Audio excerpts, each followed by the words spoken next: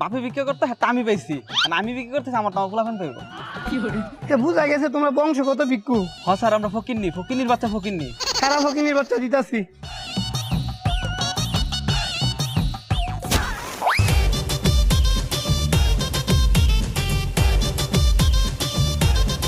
ও sir শেষ পর্যন্ত আমার হুন্ডারে বিক্রি দিলেন।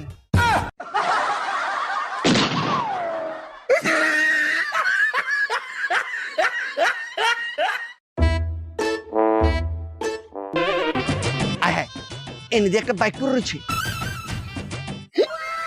মাগার ভিতরে চাবিও আছে।